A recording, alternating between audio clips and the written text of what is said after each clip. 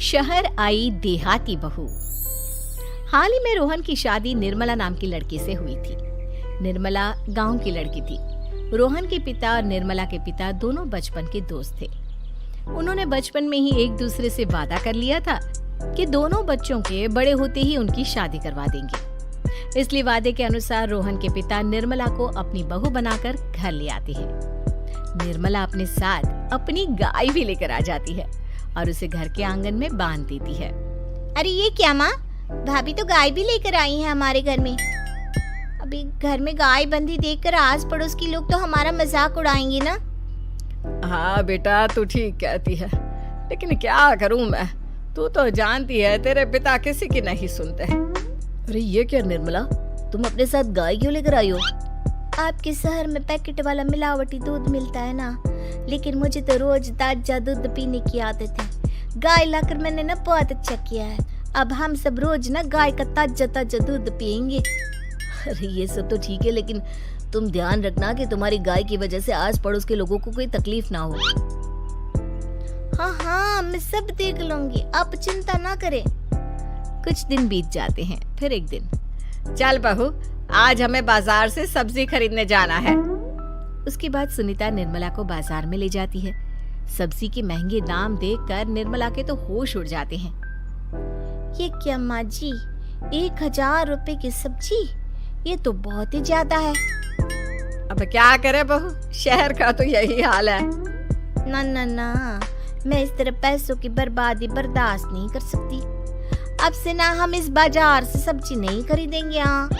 फिर अगले दिन निर्मला घर के आंगन की मिट्टी खोदकर वहाँ तरह तरह की सब्जियाँ लगा देती है। अरे काव्या, तेरी भाभी तो बहुत अजीब है, उसने तेरे पूरे आंगन को खेत बनाकर रख दिया। मेरी समझ में नहीं आता तुम लोग इस लड़की को कहाँ से पकड़ कर लाए हो। अरे सब मेरे पिताजी का किया धरा है। सालों पहले अपने दोस्त से किए वादे के चलते उन्होंने उस गवार को हमारे गले बांध दिया।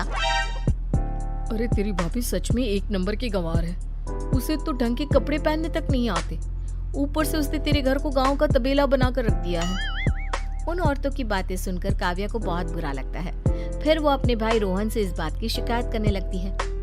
रोहन निर्मला को समझाने की बहुत कोशिश करता है, लेकिन निर्मला के आगे उसकी एक नहीं चलती। फिर एक दिन रोहन निर्मला को एक शादी में ले जाता है। सभी मेहमान खाना खाने में व्यस्त थे। उधर रोहन भी अपने दोस्तों से गप्पे लड़ाने लगता है। तभी निर्मला तंदूरी चिकन के स्टॉल से ढेर सारे लेग पीस उठाकर अपने पर्स में डालना शुरू कर देती है।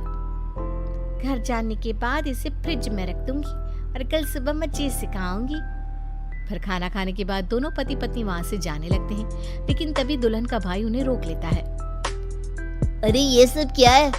मैंने यहाँ खाना खाने के लिए सबको बुलाया था, खाना चोरी करने के लिए नहीं। तुमने पर्स में जो चिकन के लेग पीस छुपा रखे ना, चलो बाहर निकालो उन्हें। दुल्हन का भाई फौरन निर्मला से पर्स छीनकर सारे लेग पीस बाहर निकाल लेता है। मैंने इतना खर्चा करके खाने पीने का इंतजाम किया है और तुम हो कि यहाँ से खाना चोरी करके ले जा रही हो? शर्म आनी चाहिए तुम्हें। वहाँ मौजूद सभी लोग निर्मला को भला बुरा कहने लगते हैं। अपनी बेइज्जती होते देख रोहन दुल्हन के भाई से माफी मांगकर निर्मला को घर ले आता है। निर्मला, आज तुमने सबके सामने मेरी नाक कटवा दी। आखिर तुम्हें चिकन के पीस चुराने की जरूरत क्या थी? मुझे माफ कर दीजिए रोहन जी। दरअसल ना, हमारे गांव में जब भी शादी होती थी तब मैं और मेरी सहेलियां इसी तरह शादी से ढेर सारा खाना लेकर आते थे। मुझे नहीं पता था कि मेरी इस गलती से आपकी इतनी बेइज्जती हो जाएगी। मुझे माफ कर दीजिए, आज के बाद ऐसी गलती कभी ना करेंगे।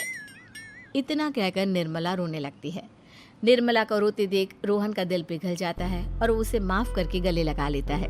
इस तरह कुछ दिन बीत जाते हैं। फिर एक दिन रोहन उदास होकर घर लौटता है। रोहन के कपड़े बुरी तरह फटे हुए थे। अरे बेटा, ये सब क्या है? किसी के साथ मारा पीटी हो गई है क्या? नहीं माँ, आज हमारी जिंदगी का सबसे बुरा दिन है। म्युनिसिपालिटी वालों ने हमारी दुकान तोड़ दी।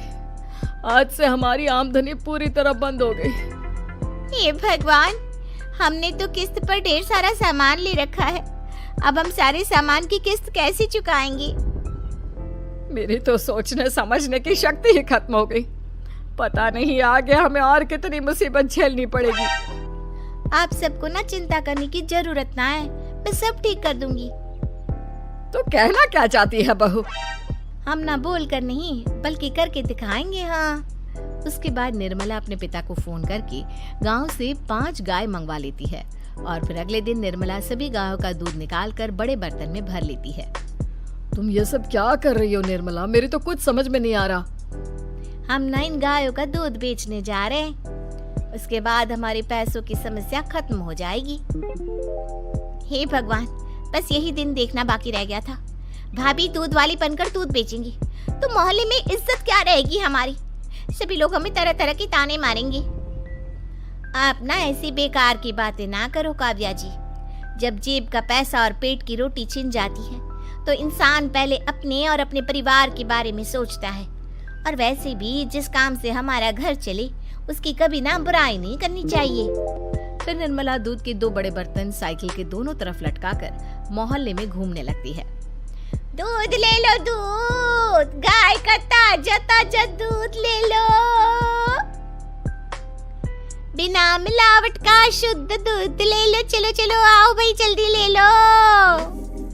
तभी निर्मला के पास कुछ औरतें आती हैं। अरे तुम तो सुनीता की बहू हो ना? तुम इस तरह सड़क पर दूध क्यों बेच रही हो? निर्मला उन दोनों औरतों को अपने घर के हालातों के बारे में सब बता देती है। देखिए, मैंने ना अभी अभी गाय का ताजा दूध निकाला है। आप सब तो रोज पैकेट का दूध पीती हो, आज गाय का ताजा दूध पी कर देखिए, इसकी ना बात ही कुछ और है। हाँ बहू, मुझे तुम्हारी बात समझ में आ गई। लाओ, मुझे 2 लीटर दूध दे दो। उस औरत की देखा देखी बाकी औरतें भी निर्मला से दूध खरीदना शुरू कर देती है। थोड़ी ही देर में निर्मला सारा दूध बेचकर ढेर सारे पैसे इकट्ठे कर लेती है। उसके बाद निर्मला घर जाकर सारे पैसे अपनी सास को पकड़ा देती है। अरे बहू, इतने सारे पैसे! सच में तेरा आइडिया तो काम कर गया। अरे माँ जी, आप तो बस देखती जाइए, कुछ ही दिनों में मैं अपने घर की सारी समस्या खत्म कर दूंगी। हाँ। फिर अगले दिन से निर्मला गायों के गोबर से ढेर सारे उपले तैयार करके बेचना शुरू कर देती है। निर्मला को पैसे कमाते देख रोहन के अंदर भी हिम्मत आ जाती है और वो भी दूध बेचने का फैसला करता है। निर्मला के कहने पर उसके पिताजी कुछ और गायों का बंदोबस्त कर देते हैं। इस तरह दोनों पति पत्नी मिलकर दूध बेचना शुरू कर देते हैं। कुछ ही महीनों में उनका दूध का व्यापार खूब फल फूल जाता है। इसके चलते रोहन एक बड़ी दूध की डेयरी भी खोल लेता है। पिताजी, जब आपने निर्मला से मेरी शादी करवाई थी तब मैं मन ही मन आपको कोसा करता था, लेकिन आज मेरी समझ में आया कि आपका फैसला बिल्कुल सही था। आज अगर निर्मला ना होती तो पता नहीं हमारा क्या हाल होता। हाँ बेटा, तू ठीक कहता है। हमारी बहू ने तो हमें उजड़ने से बचा लिया। भगवान ऐसी बहू सबको दे। इस तरह निर्मला की समझदारी के चलते सब कुछ ठीक हो जाता है और वो सभी हंसी खुशी अपना जीवन जीने लगते हैं।